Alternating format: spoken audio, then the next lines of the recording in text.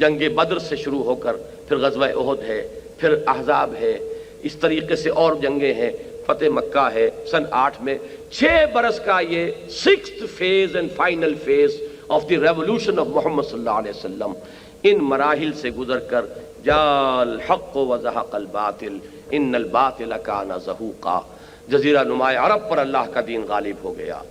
اچھی طرح سمجھ لیجئے یہ ہے اسوہ محمدی صلی اللہ علیہ وسلم۔ یقیناً مسواک کرنا یہ بھی سنت ہے رسول کی۔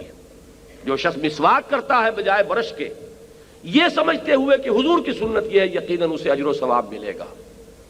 جو شخص مسجد سے نکلتے ہوئے بایاں پاؤں پہلے آگے رکھے اور مسجد میں داخل ہوتے ہوئے دایاں پاؤں پہلے داخل کرے، یقیناً سنت رسول سمجھتے ہوئے اسے بھی بہت اجر و ثواب ملے گا۔ جو شخص داڑھی رکھتا ہے سنت رسول سمجھ کر، یقیناً بہت بڑے اجر و ثواب کا مستحق ہے۔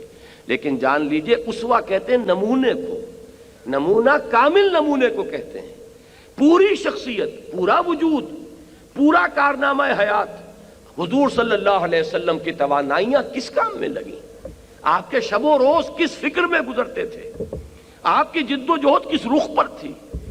آپ کس کام کے لیے یہ دن رات جو محنت کر رہے تھے کس مقصد کے لیے تھا؟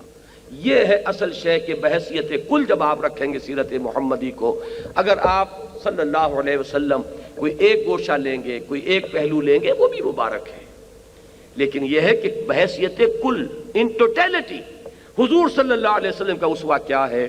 دین کی اقامت کی جد و جہد، اس میں ہر ممکن محنت، مشقت، ایثار، قربانی، جہاں تک کہ وہ الفاظ بھی مجھے یاد آئے، سن 10 نبوی، ہجری نہیں نبوی، ابو طالب کے پاس آخری سفارت آئی ہے قریش کی۔ انہوں نے آخری چیلنج دیا کہ ابو طالب ہمارے صبر کا پیمانہ لبریز ہو چکا ہے، اب یا تو تم محمد کا ساتھ چھوڑ دو صلی اللہ علیہ وسلم، یا پھر ٹھیک ہے میدان میں آ جاؤ۔ اگر بنی ہاشم اپنے سپوت محمد صلی اللہ علیہ وسلم کا ساتھ چھوڑنے کو تیار نہیں ہے تو میدان میں آئے، ہم سے مقابلہ کریں۔ ابو طالب نے ابھی تک بڑی ہمت کے ساتھ ساتھ دیا تھا حضور کا، اس میں کوئی شک نہیں، لیکن اس وقت پائے ثبات میں لغزش آ گئی، ہمت جواب دے گئی، حضور کو طلب کیا۔ یہ الفاظ آتے ہیں سیرت کی کتابوں میں، بھتیجے مجھ پر اتنا بوجھ نہ ڈالو کہ جسے میں برداشت نہ کر سکوں۔ پہلی مرتبہ، 2 ہی مرتبہ حضور کے آنکھوں میں آنسو آنے کا ذکر میرے ذہن میں ہے اس وقت۔ ایک بالکل آخری دور ہے حیات دنیاوی کا، حضرت ابراہیم کے انتقال پر حضور کی آنکھوں میں آنسو آئے، یہ ریکارڈ پر ہے۔ ایک یہ پہلا مرحلہ ہے سن 10 نبوی کا، جب ابو طالب نے کہا بھتیجے مجھ پر اتنا بوجھ مت ڈالو جسے میں برداشت نہ کر سکوں، تو آنکھوں میں آنسو آئے، اور آپ نے فرمایا کہ چچا جان اب تو یا تو یہ کام پورا ہو کر رہے گا یا میں اپنے آپ کو اسی میں ہلاک کر لوں گا۔ یہ عزیمت، یہ ہمت، یہ استقامت، اور مراحل آئے، ایک سے ایک سخت مرحلہ ہے۔ اب آپ سوچئے کہ ہم ان کو تو بائی پاس کر رہے ہوں، ہماری زندگی میں یہ مقصد ہی نہ ہو، ہمارے پیش نظر اپنی زندگی میں اس جد و جہد کا کوئی مقام ہی نہیں ہے، لیکن ہم ان چھوٹی چھوٹی سنتوں پر عمل کر کے اپنے آپ کو مستحق سمجھ بیٹھے ہوں 100 شہیدوں کے ثواب کا، تو اس سے بڑی کوئی سیلف ڈسیپشن، اس سے بڑا خود فریبی کا کوئی معاملہ اور نہیں۔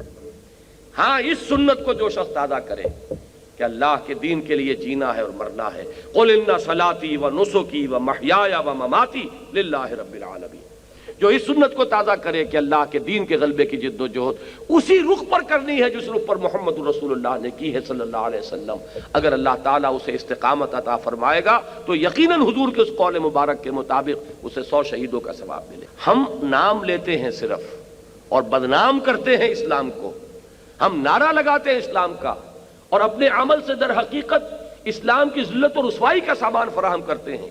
کاش کہ وہ جذبہ ابھر آئے کہ پہلے ہمیں اپنی انفرادی زندگیوں میں اسلام کو نافذ کرنا ہے، صرف قول سے اسلام کی دعوت نہیں دینی، اپنے عمل سے اسلام کی دعوت دینی ہے، اور پھر مل جل کر ایک طاقت بننا ہے، قوت بننا ہے۔ ید اللہ علی الجماعہ، اللہ کی تائید و نصرت جماعت کے ساتھ ہوتی ہے۔ اور اس جماعتی جد و جہد کے ساتھ حزب اللہ کی شکل اختیار کر کے انہی خطوط پر جد و جہد کرتے ہوئے جن پر حضور صلی اللہ علیہ وسلم نے فرمائی جد و جہد اللہ کے دین کو غالب کرنے کی سعی کرنی ہے. اللہ تعالیٰ مجھے اور آپ کو اس کی توفیق عطا فرمائے.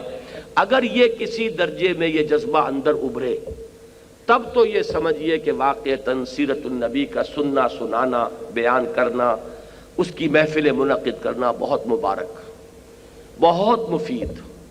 لیکن اگر یہ جذبہ نہیں ابھرتا اور نشستند و گفتند و برخاستند اور جیسا کہ عام طور پر ہوتا ہے ہماری بدقسمتی کہ حضور کی زلفوں کا ذکر کر لیا جائے اور حضور کے حسن ظاہری ہی کے تذکرے ہو جائیں, حضور کی کملی ہی کی قصد جو ہے وہ قصیدے اس کے لیے کہے جائیں, تو پھر کوئی نتیجہ اس کا نہیں ہے, کوئی اس کا حاصل نہیں ہے, اس سے کوئی عملی تبدیلی ہمارے اندر نہیں آئے گی جب تک کہ حضور کی اس پوری جو جد و جہد ہے اس دنیاوی زندگی کے اندر اس کو اپنے سامنے نمونے اور اسوے کے طور پر رکھ کر اسی جد و جہد میں خود اپنے آپ کو مبتلا کرنے کا عزم مصمم موجود نہ ہو.